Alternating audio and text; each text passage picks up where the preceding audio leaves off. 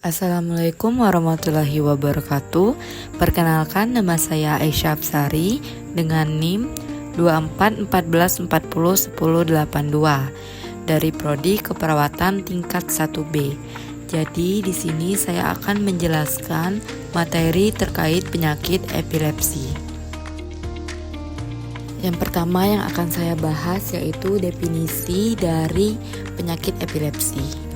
Jadi teman-teman, epilepsi itu adalah kondisi neurologis yang ditandai dengan terjadinya serangan yang berulang dan tidak terkendali yang disebut dengan serangan epilepsi atau kejang. Kejang merupakan hasil dari aktivitas listrik yang abnormal dalam otak yang menyebabkan gangguan pada fungsi saraf.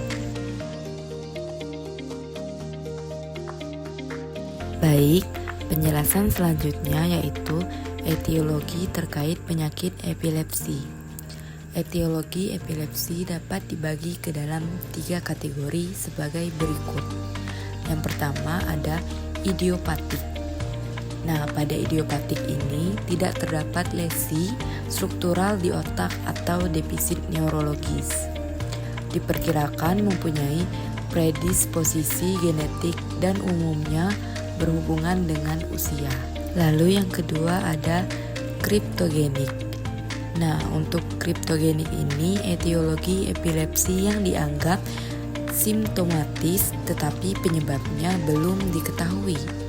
Termasuk di sini adalah sindrom West, sindrom Lennox-Gastaut, dan epilepsi mioklonik. Gambaran klinis sesuai dengan ensefalopati diffus. Dan yang terakhir ada simptomatis.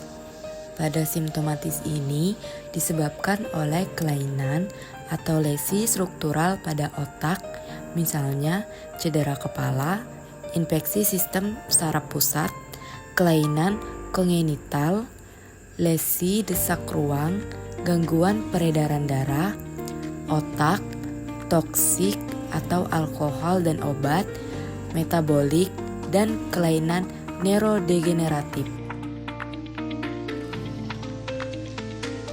Penjelasan selanjutnya yaitu manifestasi klinis terkait penyakit epilepsi. Manifestasi klinis epilepsi itu bervariasi tergantung neuron yang melepaskan muatan listrik, dapat berupa gerak motorik, somatosensorik, psikis, perubahan perilaku, perubahan kesadaran, perasaan panca indera, dan lain-lain.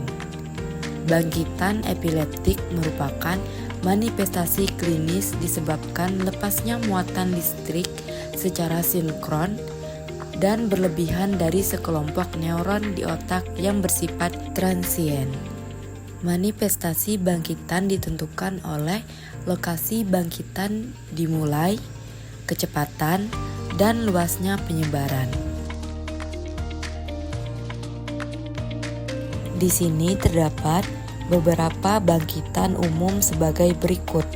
Yang pertama itu ada lena atau absence, yaitu ciri khas serangan lena adalah durasi singkat, onset dan terminasi mendadak, frekuensi sangat sering, terkadang disertai gerakan klonik pada mata, dagu, dan bibir. Lalu yang kedua ada mioklonik, yaitu kontraksi mendadak sebentar yang dapat umum atau terbatas pada wajah, batang tubuh, satu atau lebih ekstremitas atau satu grup otot. Yang ketiga ada tonik, yaitu kontraksi otot yang kaku menyebabkan ekstremitas menetap dalam satu posisi. Biasanya terdapat deviasi bola mata dan kepala ke satu sisi. Dapat disertai rotasi seluruh batang tubuh. Yang keempat ada atonik, yaitu kehilangan tonus yang dapat terjadi secara fragmentasi, hanya kepala jatuh ke depan atau lengan jatuh tergantung atau menyeluruh sehingga pasien terjatuh. Yang kelima ada klonik, yaitu tidak ada komponen tonik, hanya terjadi kejang kelojotan.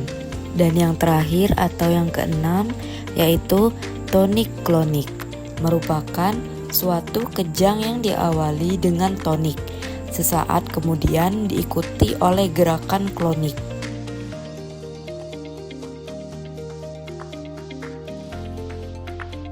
Selanjutnya penjelasan patofisiologi terkait penyakit epilepsi. Pada ilustrasi di awal tadi, ilustrasi epileptogenesis setelah stroke. Awalnya stroke menyebabkan gangguan BBB, hipoksia seluler, ketidakseimbangan elektrolit, transformasi hemoragik, dan disfungsi saluran ion yang menyebabkan kejang dini.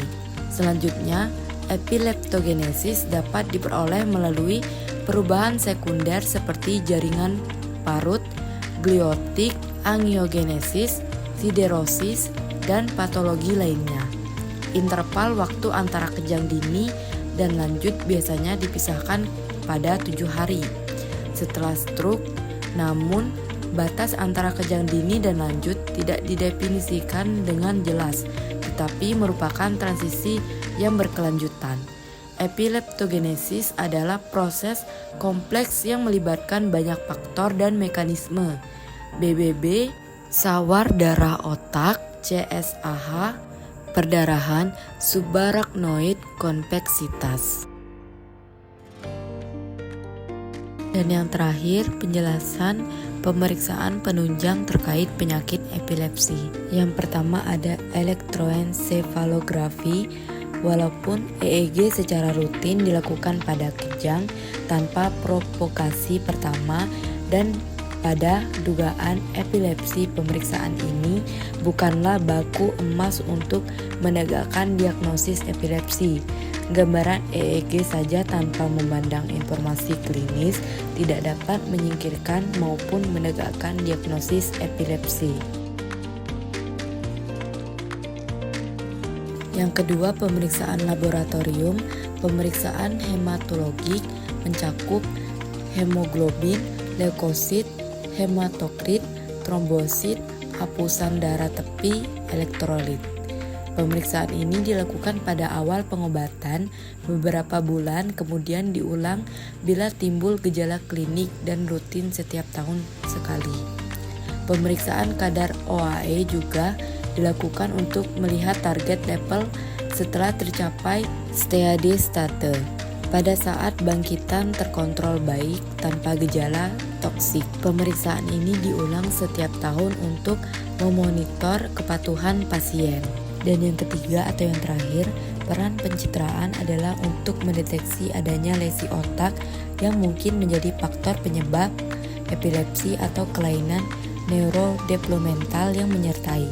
Pencitraan dilakukan untuk menentukan etiologi, memperkirakan prognosis, dan merencanakan tata laksana klinis yang sesuai. Magnetic Response Imaging atau MRI merupakan pencitraan pilihan untuk mendeteksi kelainan yang mendasari epilepsi.